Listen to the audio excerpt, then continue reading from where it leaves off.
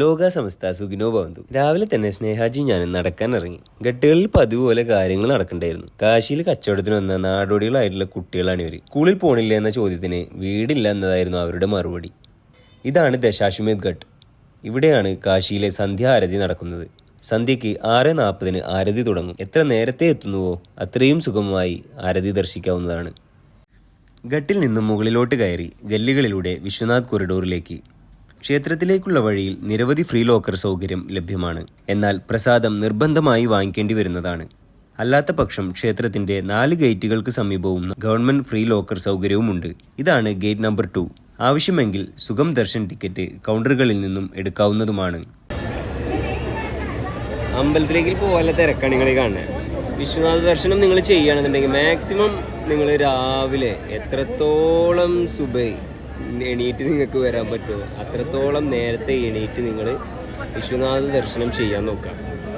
കൊറിഡോറിൽ നിന്നും പുറത്തു കിടന്ന് മണികർണികയിലൂടെ. മണികർണിക എന്ന് പറയുന്നത് മഹാശ്മശാനമാണ്. ഈ ശ്മശാനത്തിൽ നിന്ന് നമുക്ക് മനസ്സിലാക്കാനുള്ള കാര്യം എന്താണെന്ന് വെച്ച് കഴിഞ്ഞാൽ ഇത്രയേ ഉള്ളൂ. നമ്മൾ എന്തൊക്കെ ചെയ്താലും എന്തൊക്കെ നേടിയാലും എന്തൊക്കെ അനുഭവിച്ചാലും അവസാനം ഇതേ ഉള്ളൂ എന്നുള്ളൊരു കാര്യം മനസ്സിലാക്കുക എന്നുള്ളൊരു കാര്യം മാത്രമാണ് അതെന്ന് മനസ്സിലാക്കാനുള്ളത്. അത് മനസ്സിലാക്കിയിട്ട് മാക്സിമം ഫോട്ടോഷൂട്ടും കാര്യങ്ങളും എല്ലാം മണികർണികയെന്ന് ഒഴിവാക്കുക.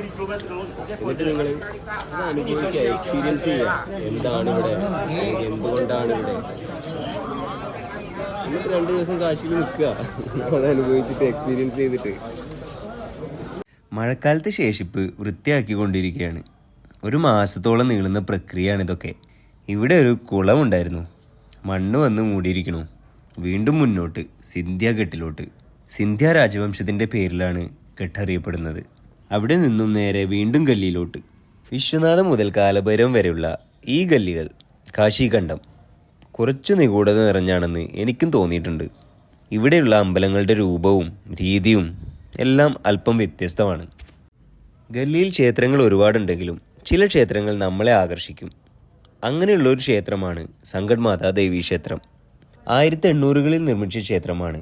നടക്കാനിറങ്ങുമ്പോൾ കാണുന്ന ക്ഷേത്രങ്ങളിലെല്ലാം കയറി പ്രാർത്ഥിച്ചുകൊള്ളുക.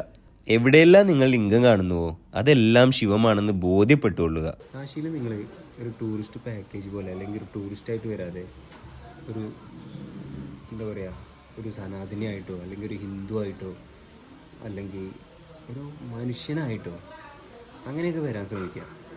Just not a tourist. എന്നിട്ട് ഇവിടെ വന്നിട്ട് ഒരു 3 ദിവസമാണെങ്കിൽ 3 ദിവസം, ഇപ്പോൾ 7 ദിവസമാണെങ്കിൽ 7 ദിവസം ഒന്ന് ജീവിക്കുക. ഈ കാണാൻ പറ്റുന്ന ക്ഷേത്രങ്ങളൊക്കെ കാണുക. ലോകത്തിലെ തന്നെ അതിപുരാതന നഗരങ്ങളിൽ ഒന്നാണ് കാശി. അത് മനസ്സിലാക്കി കാശിയിലൂടെ നടക്കന്നെ. കാശിയിലെത്തിയതിന് ശേഷം നമ്മൾ മുഖം ചുളിക്കാതിരിക്കുക. എന്താണെന്നുണ്ടെങ്കിലും പലതും നിങ്ങൾ കാണും, പലതും നിങ്ങൾക്ക് പറ്റാത്തത്, ഇഷ്ടപ്പെടാത്തത്, അത് ഇത് എല്ലാം നിങ്ങൾ കാണും. പക്ഷെ നമ്മൾ അതിനങ്ങോട്ട് പൊരുത്തപ്പെടണം. ഇല്ല അതങ്ങനെയാണ്, ഇതിങ്ങനെയാണ്, മറ്റതങ്ങനെയാണ്, അത് വേണ്ട. ഇവിടെ എല്ലാം ശിവമാണ്. ആശിക പുരാതിനാഥ കാല ഭൈരവം ഭജേ.